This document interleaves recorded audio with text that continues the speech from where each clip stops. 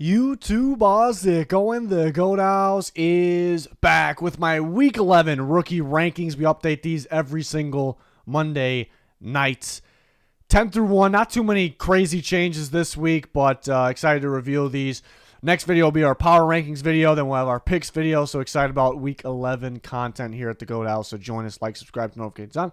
Follow us on Twitter. Links in the comments for that. And our sponsors, GLD Shop, Liquid IV. Check it out. So, yeah. Some honorable mentions. Dalton Kincaid's been playing pretty well. Had a touchdown. Leaked out wide open for a touchdown. Did have a bad drop in that last game, but he's been getting going. Tui Pelotu just missed a cut. Byron Young, couple pass rushes. Josh Downs. Jaden Reed's one that's... Jaden Reed and B.J. Ojulari guys that are on the rise here. B.J. Ojulari just had a really good game. Reed had a monster game as well. He's been very productive. Pretty consistent slot receiver.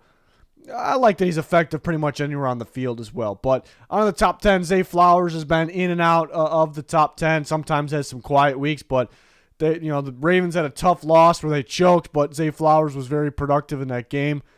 Sam Laporta at 9, somewhat productive in that last game. Kind of got going in the second half. Bijan got going, so that was good to see, despite the loss, but he got going on the ground. Very athletic, electrifying player. When he gets the opportunity, when he doesn't fumble. Not that he has a fumbling problem, but the last week he fumbled, and maybe that kind of limited the, opportunities, perhaps. Next three, Jahmyr Gibbs on the rise even more. He kind of got into that honorable mention section last week because he had a monster game against the Raiders, and he had another really good game against the Chargers. 2 touchdowns in the day, was very productive. Him and Montgomery seems to be a really good. They complement each other so well.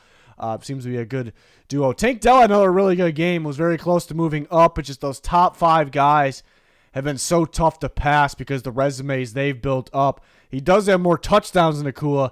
Doesn't nearly have the yards, but if it kind of keeps up what's been happening, Dell could possibly hop over him. But Nakua had a bye. He ended up moving down 1 spot mainly because one guy had to move up. Next 3 guys, Jalen Carter down 2 spots. And that, Witherspoon moving up kind of was what happened with, Carter.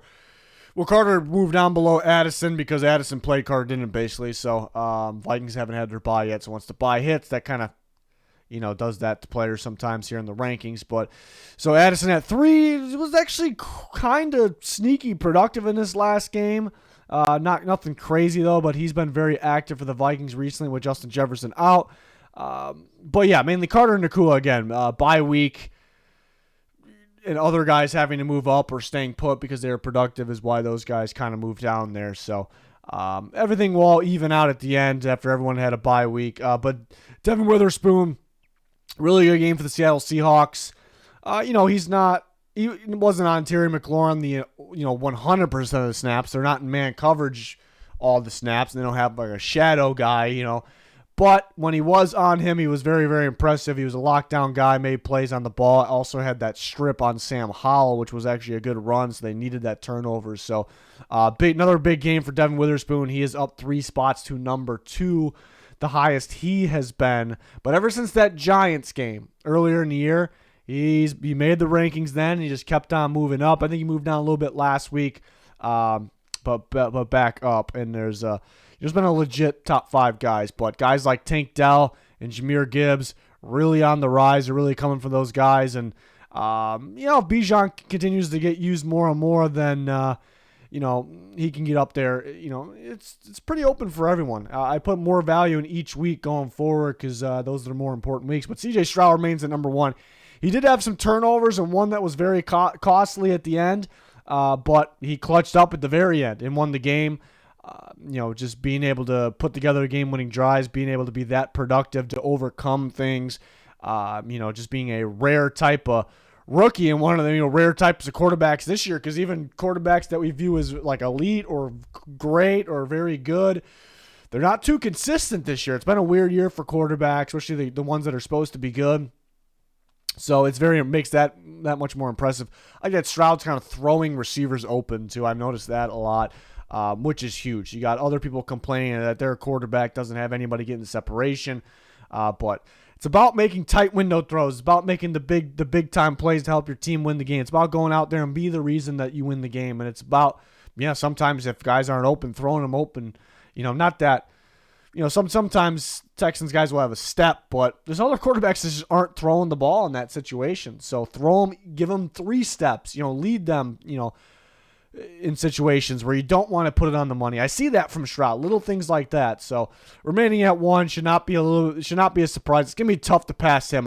Again, each week holds more and more value. I did it that way this year, so because to me it makes sense because each week should hold more value, and so there's a little bit more change week to week in these. But Stroud's building up some quite the resume here, so it's gonna be pretty tough to pass him. But so he's at number 1. So let me know your guys' thoughts. So we'll see how this changes next week. New guys will have to be on a bye. Some other guys that are on a bye will be back. So big games coming up this week. So excited about it. But that is going to wrap it up for this week's rookie rankings. Next video will be our week 11 power rankings. Then the next video will be our picks, and then we'll have our score predictions and a lot more. So join us, subscribe to Notifications on, follow us on Twitter. Links pinned in the comments for anything you're looking for. It's going to do it. Thanks for watching. Goodbye.